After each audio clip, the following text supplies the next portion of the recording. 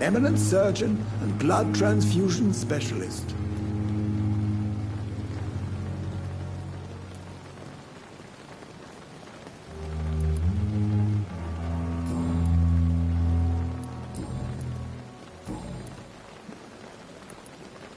You're exhausting yourself, Corcoran. Maybe you should think about preserving your strength. No. We must keep on healing all those poor souls. We are the last rampart before chaos. Once more unto the breach.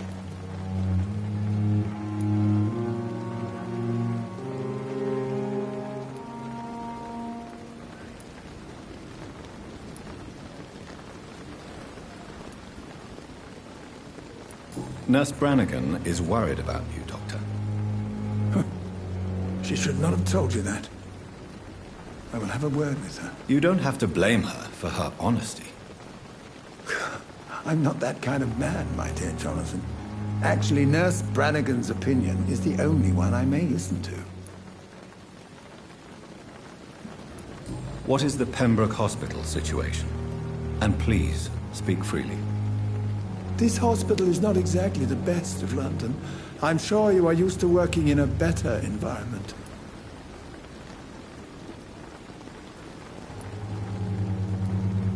It's more than enough. In any case, the personnel of a hospital are much more important to me than the building. Don't be misled by appearances, Dr. Reed. This hospital does not lack talented people.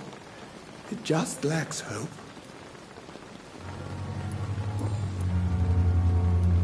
Goodbye, Dr. Tibbets.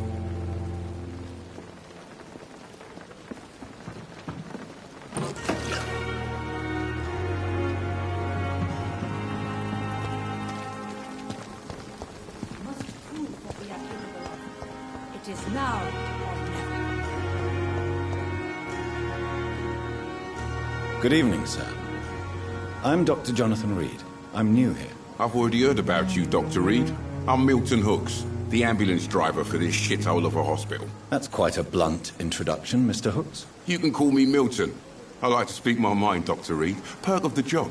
Don't judge me, and I won't judge you. I'm not sure I understand what you're talking about.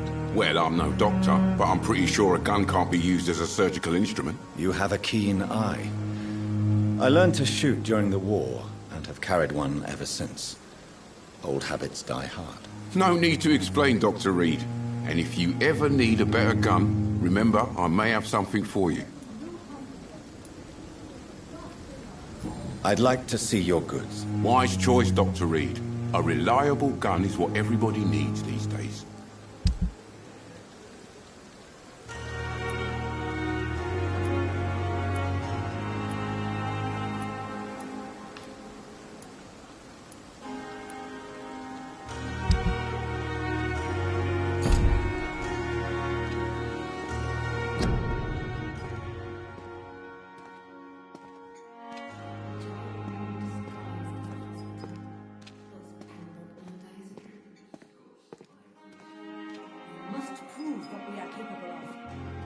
Now or never. Dr. Swansea is right. This place seems perfect to conduct my research.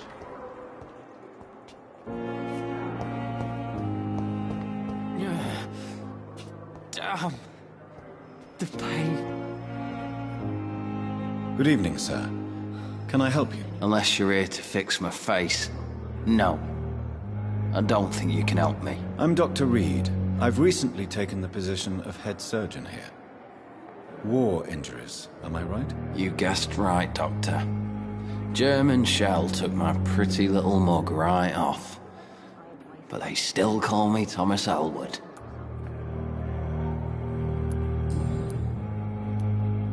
Where were you stationed, sir? Did you serve for long? I really don't want to talk about all this shit. No offense. I was pushing too much. I served in France myself. I just wanted to know what happened to you. You were an officer, weren't you? Then I doubt we fought the same war, sir. No offense.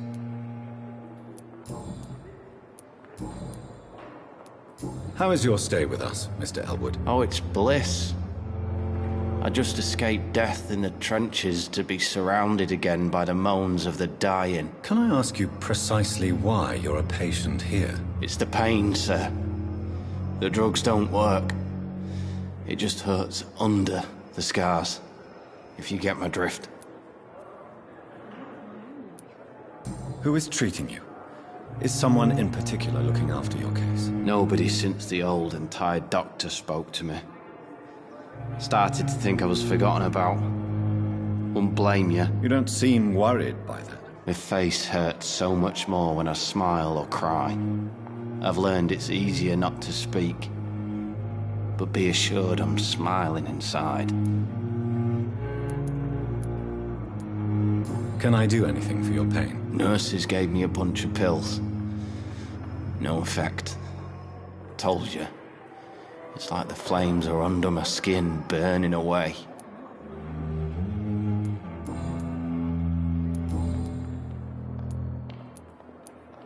Goodbye for now, Mr. Elwood. Hear disgust on every street corner. I wonder The why the daily Godwicks came here routine. in the first place. Good evening, Mr. Hampton. How do you feel? Dr. Reed, is it? Oh, sir, I must apologize for my behavior. What do you mean? I was not myself in the factory. Fear and exhaustion made me say awful things to you, I'm afraid. You remained perfectly nice and polite. A little delirious, perhaps. But who wouldn't be after enduring an abduction? Thank you, Doctor. That's a relief. Now all I need to do is rest and return to my flock.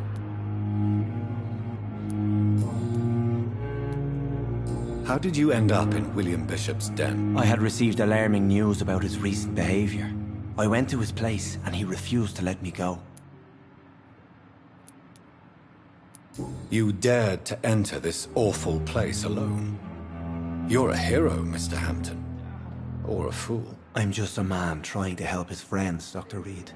William Bishop was a conflicted soul, searching for light. Why did he abduct you? William was an alcoholic. His addiction suddenly changed to blood. I don't know why. Just like a patient I met here. This Miss Hawcroft. Do you know Tom Watts? The bartender from the Turtle. I met him before I found you in the canning factory. Tom? Yes, of course. Always the helping hand, good old Tom. Without men like him, corruption and despair would have wiped out the East End long ago. Who should I avoid in this part of town, then? Any particularly evil figures? Not really.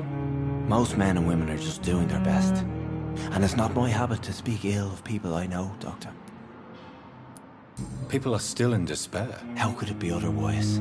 The authorities have left us all to rot in this contagious nightmare. No drugs, no advice, nothing. It's a damn shame. What is the general situation in the East End docks? The situation has always been tough, with a lot of tensions between the gangs and the dockers' trade union. The wet boot boys are very nervous since they lost their leader. Who leads the gang now? Since Clay Cox went missing, it's his wife Edwina who runs the show, with the assistance of her minion, Booth Digby. Has the gang been threatening you? Ah, no. I've had this nickname for so long, you know, the sad saint of the East End. No one dares to bug a saint, not even criminals.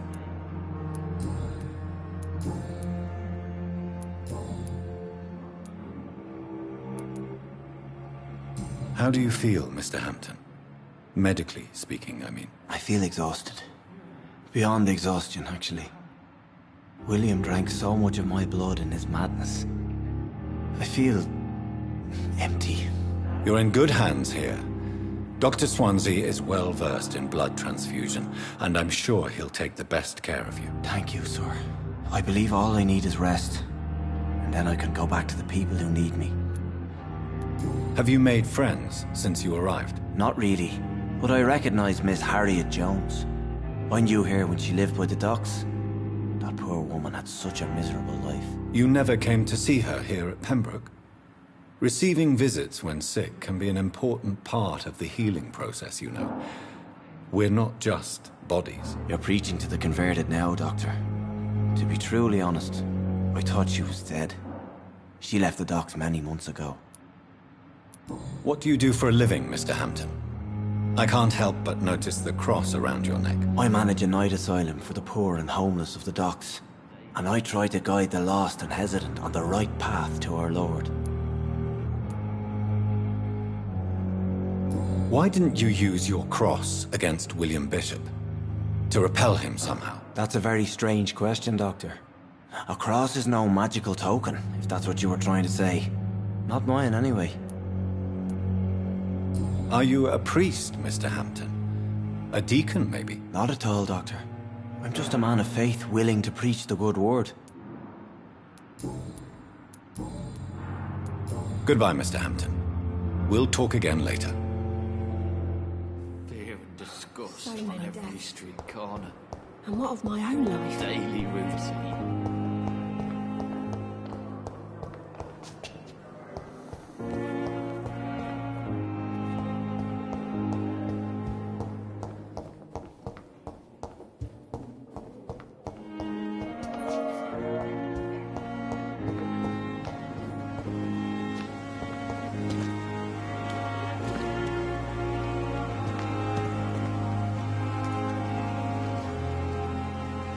Good evening. I'm Dr. Reed. Always a pleasure to meet a colleague, sir. Especially when he was supposedly dead. A colleague. Are you a doctor too? Not anymore, sir. I used to be Dr. Rakesh Chadana.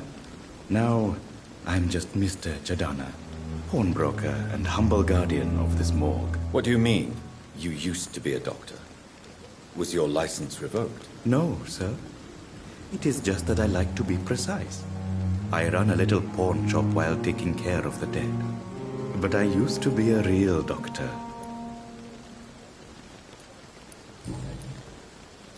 A pawnbroker? I expect you get all types of people here. Yes, sir. All kind of people. For I sell all kind of goods. What kind of goods? With the quarantine, it's not always easy to buy things. So I trade. I exchange. Some people sell, some others buy. I like to help.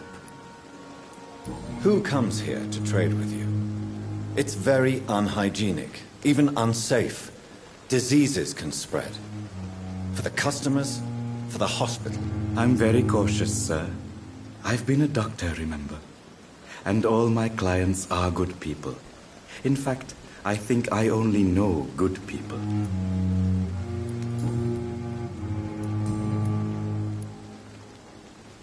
Please show me what you have to sell. Of course. It's just trinkets and curios, really. But I'm sure they can be useful.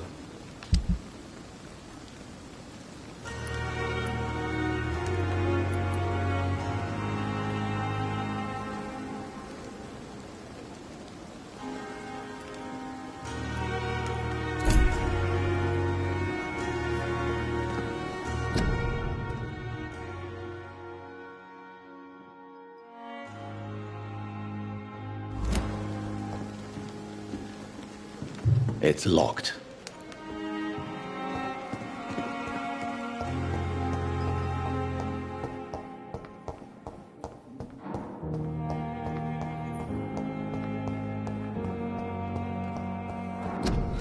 So many deaths. And what of my own life?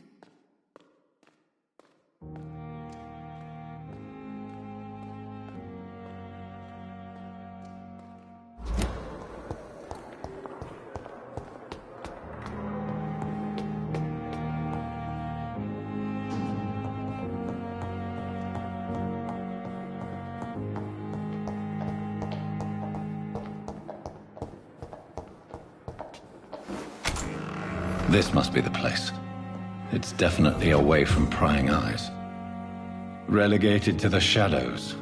A kingdom of my own. At least I won't be sleeping in a coffin.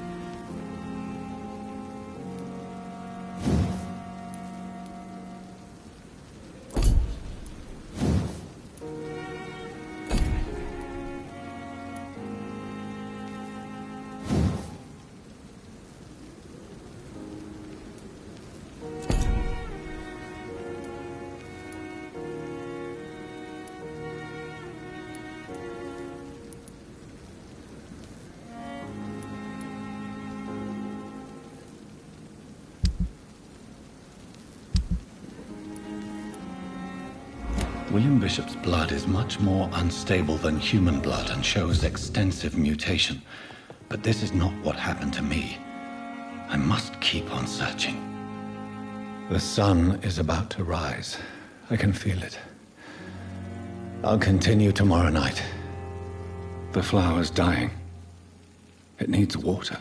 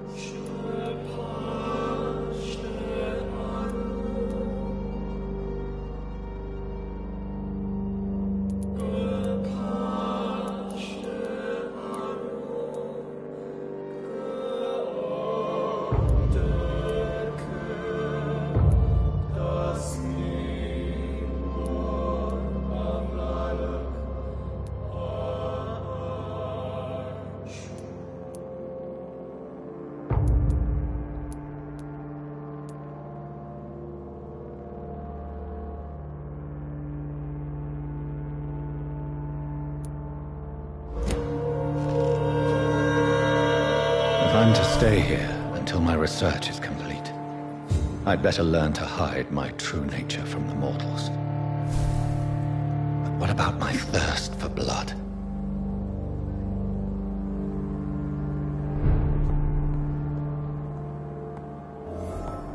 Dr. Swansea asked me to talk to you, Dr. Reed. Hurry up.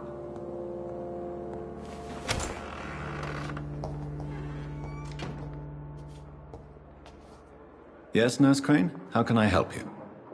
I'm so sorry. I know Dr. Swansea wanted you to rest, but we have somewhat of a crisis. A crisis, you say? Our supply of antiseptics is nearly depleted. I was hoping there was another box up here, but...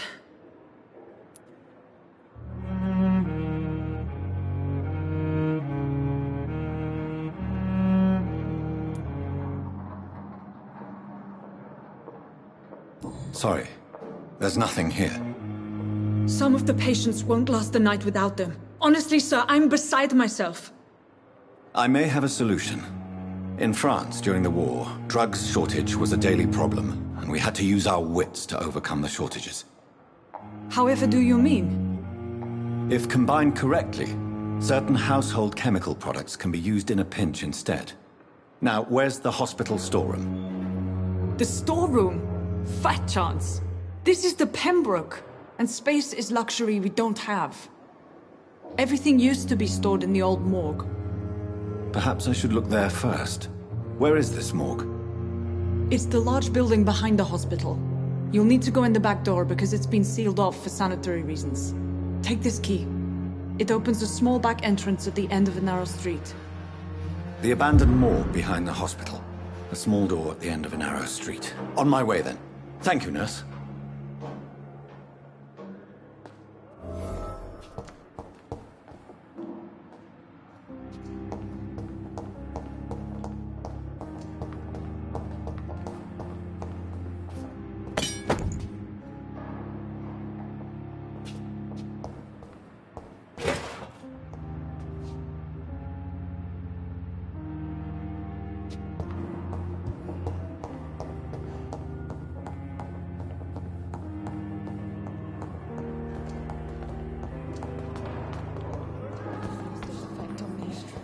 But the suffering continues.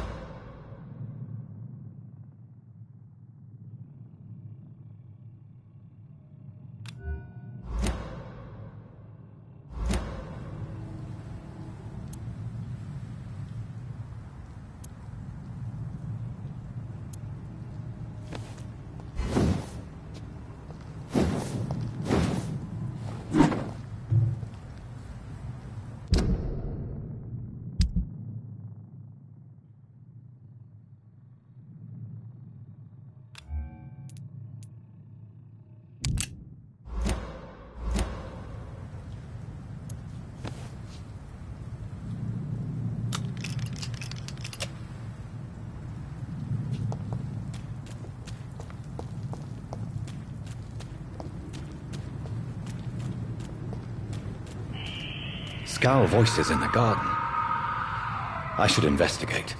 If they were to find somebody.